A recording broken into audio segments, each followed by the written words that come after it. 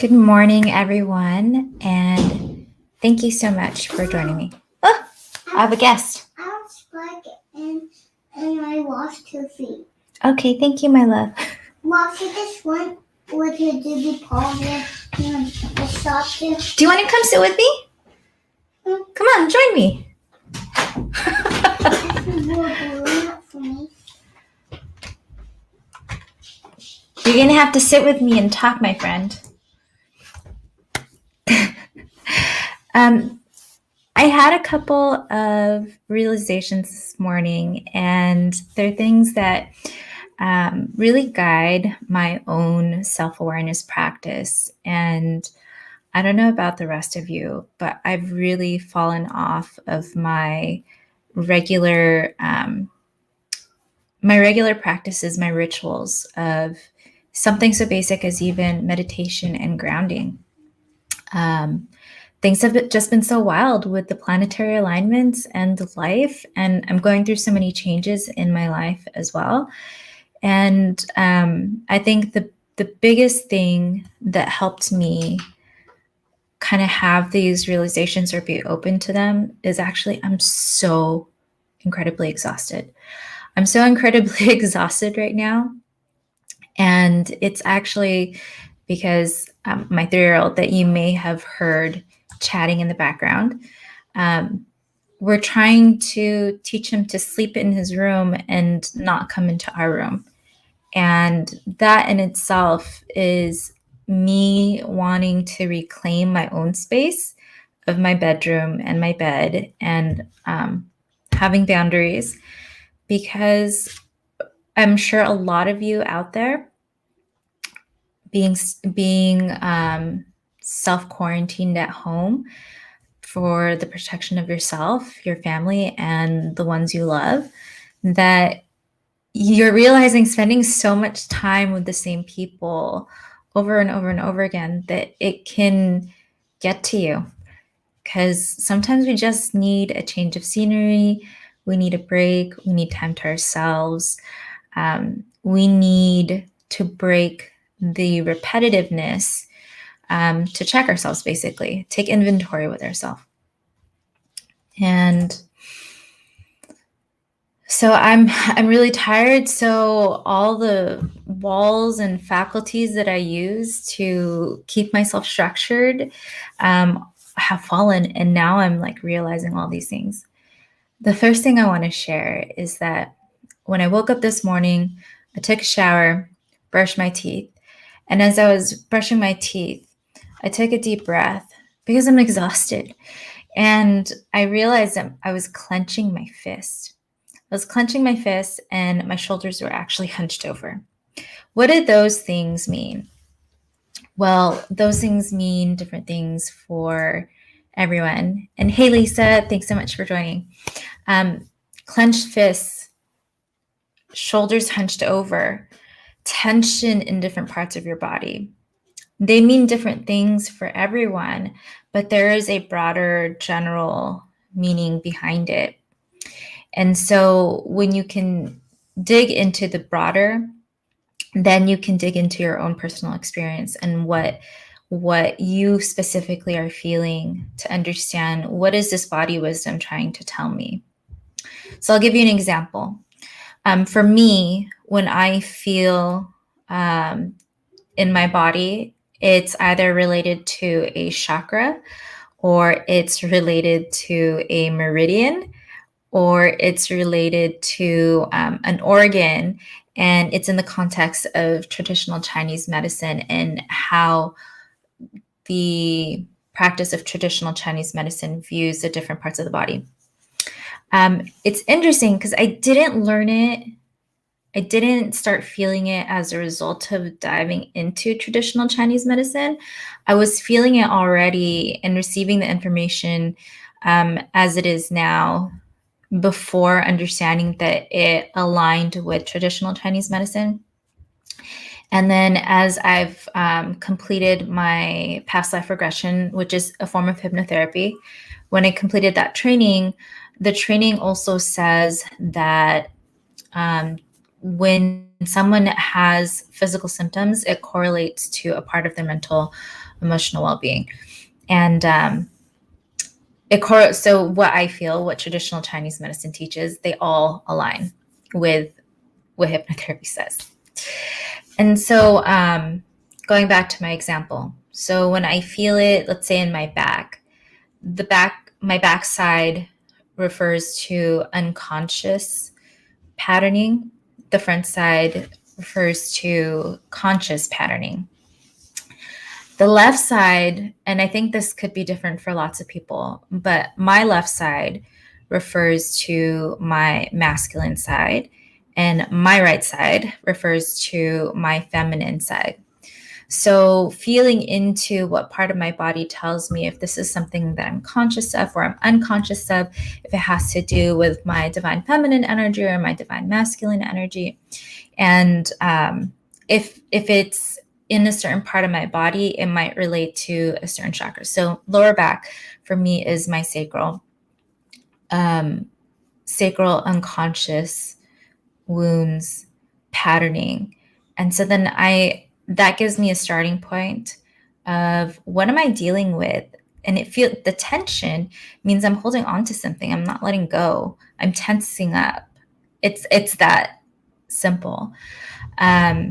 So then I might take that and journal about it and do some automatic writing, or I might go into my Akashic Records, or I might use my if it's something unconscious and I'm very ignorant to my own truth, then I might pull out some cards and pull a card to help myself get transparent with myself. And that's something that I'm going to talk about in just a bit. So I invite you. It's always good to start with a breath, because our breath brings awareness to our body. Because it's almost like as you breathe in and out, you could feel the air and the oxygen like move through your organs and go through that cycle of coming in and then coming out. So it helps you just bring your awareness to your body's level, and then just do a scan, and however that works for you. So sometimes it's just bringing your awareness to different parts of your body. And sometimes it helps to visualize that it's like a scanner and that you have this light moving over you. And every part of you that the light moves over, that's what you're looking into.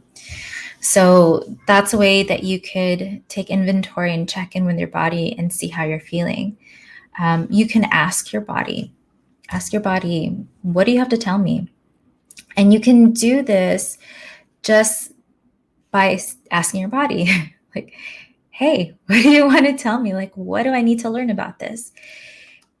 Believe me, I know it can feel silly at first, but I would even ask yourself, like, why do I feel silly about asking myself when I'm the authority and I'm the one experiencing it? And our body is a divination tool. It's our higher self's way of communicating with us. So really, you're just getting to the source of asking, why are you communicating this? I think as I've kind of expanded my practice and my own awareness, it feels less resonant. Sorry. How do I? Okay. Sorry, I got distracted. Okay. So I got so distracted. Take a deep breath, feel into your body, ask yourself when we go to someone outside of ourselves and ask them for the answer, what you're doing is asking someone through their filter what they think. And that puts the authority outside of yourself, and it's like giving away your power. It's one thing to ask someone to help you understand yourself. It's another thing to ask someone to tell you what's wrong with yourself. Just think about that. Asking someone else to tell you what's wrong with you. There's so many things to unpack with that, because No one is the authority on you other than yourself. And someone else can't tell you. You're letting someone tell you who you are. They do not create the identity of you. If that's true, then you're basically their robot. They're programming you. You're their puppet. And we're not here to be someone else's puppet. We're here to be us and to be our unique self and add that unique thread to the fabric of life.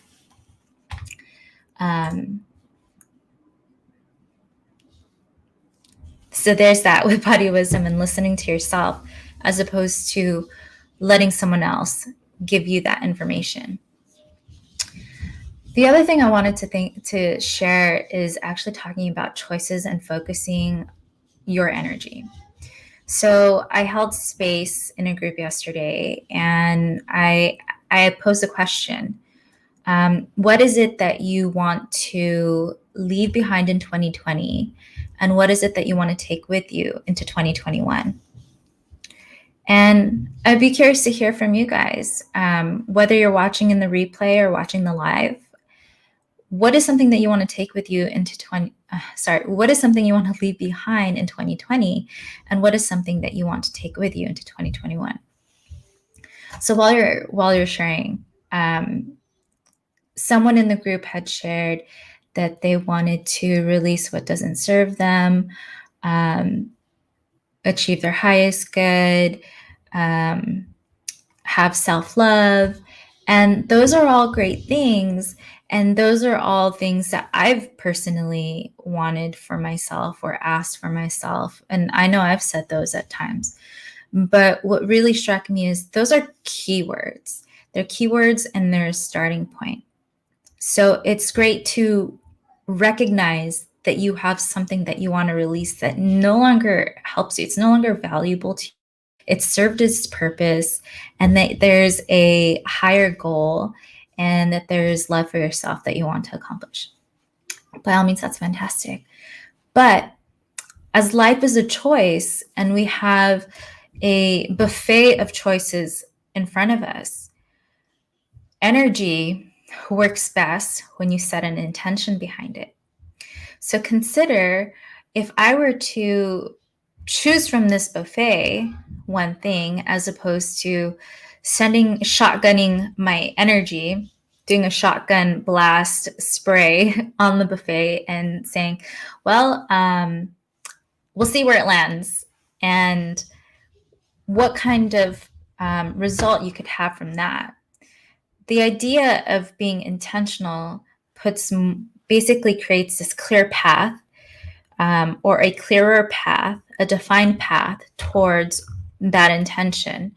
When you keep it general, like saying, I release that which doesn't serve me, then you're kind of it's like you're still in the feeler phase. You're still in self-discovery. So think about that in terms of everyone's coming up with resolutions and saying, I'm so done with 2020, I'm ready for 2021, and thinking of how we are going to make 2021 different. Well, let's try something radically different and be crystal clear with ourselves. And crystal clear doesn't have to be that you have to be specific, but just know where you're at and what it is that you're calling in. So as we talk about what we're going to release that no longer serves us, what is it? So I love that you shared, Lisa, that you're releasing guilt and shame. So if I could push you and challenge you to be even clearer with yourself, and it doesn't mean to do it right now, but if you could be clear with yourself or find clarity about what is it with the guilt and the shame that you want to release.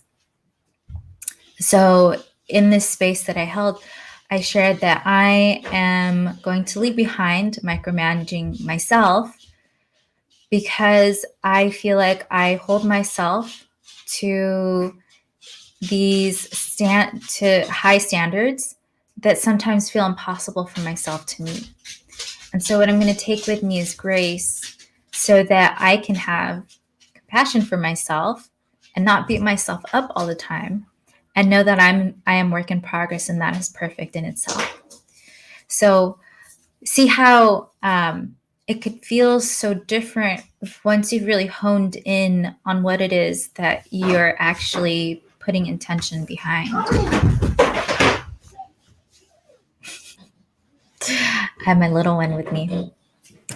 But we're almost done here. So the last thing I wanted to talk about is transparency. Hold on.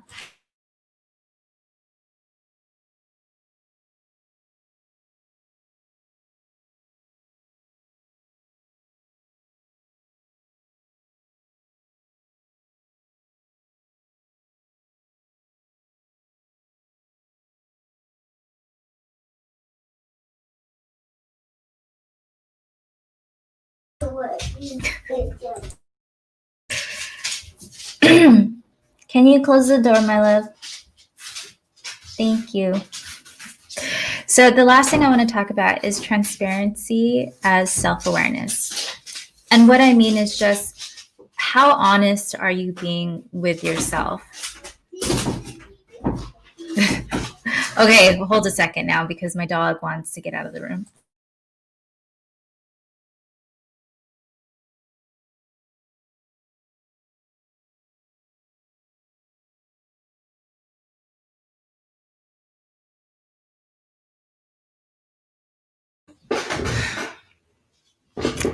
Okay, so transparency as self-awareness. And that really is about honesty.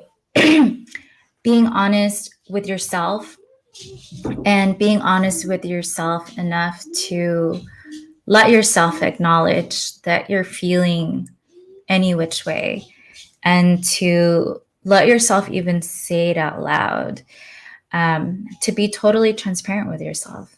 And sometimes that can be hard because we set up in our heads that we have to be a certain way. And so if we are transparent with ourselves and it's not, it doesn't fit into the identity that we're trying to create, then we might hold back for fear of diminishing the effort that we put into it. I know for myself, like here I am, I talk about self-love and spirituality and wholeness.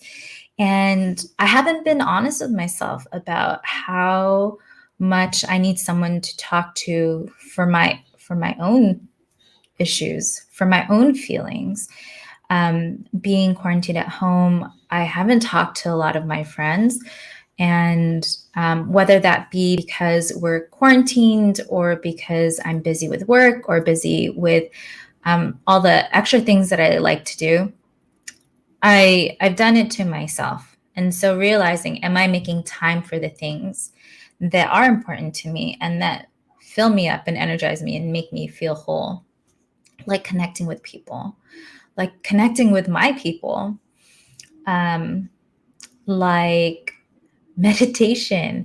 Because meditation, I love meditation, but I'll be honest, because my son has been coming into my room and sleeping in my bed, I haven't been getting the best night's rest. And then I feel less inclined to get up in the morning and meditate. And I also feel less inclined because it's cold. And then I also have the self-talk. So being transparent with yourself, like when I'm having moments like that, am I just being my own block, or do I need to allow do I need to give myself a break? So those are things to think of and some realizations that I had this morning. So I do want to invite you to my event tomorrow night. It's going to be on Zoom, and it is my special event, Healing Your Relationship with Wealth. And the link is in the description. So use that link to register. It is free. It is for this 4-week course on healing your relationship with wealth. And what I'll be doing is offering a sneak preview. So I hope to see you in the sneak preview, and even better in the course. The course starts in January. And I think what I'll do is I'll actually end with the video. So I've gotten this figured out. Let's see here.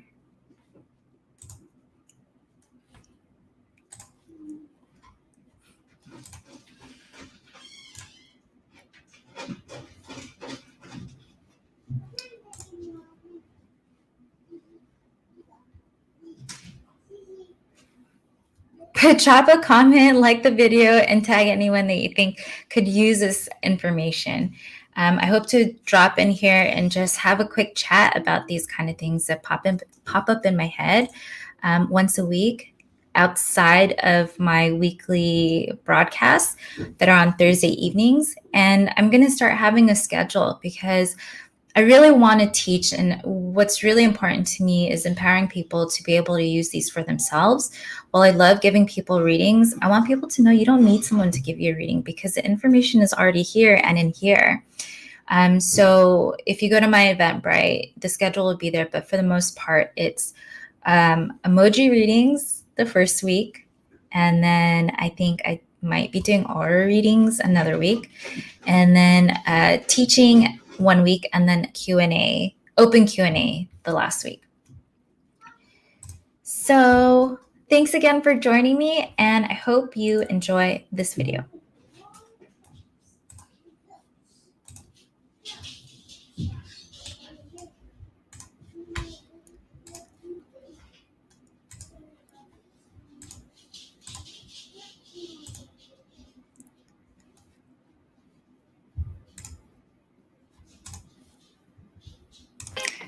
So, you're an energetic being, and energy is everything.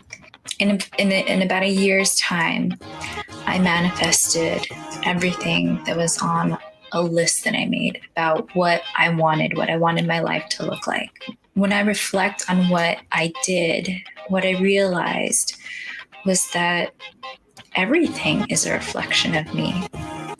So as I thought about how everything is a reflection of me, in the experiences I was having, in the challenges I was having, I was finding that I could make what felt like small shifts that had great effects on the outcomes, on the way things were manifested and created in my life. And it all came back to the single principle that everything is energy. And so as I found myself making these shifts, I started seeing shifts not just in how I viewed things outside of myself, but also how I was viewing myself. And as I made these shifts, I started to see a difference in how I was welcoming in my abundance. I want to share this with you. And that's what this course, Healing Your Relationship with Wealth, is all about. So if you're ready to make the subtle shifts, to make big changes in your life, then this course is for you, and I look forward to seeing you in this course.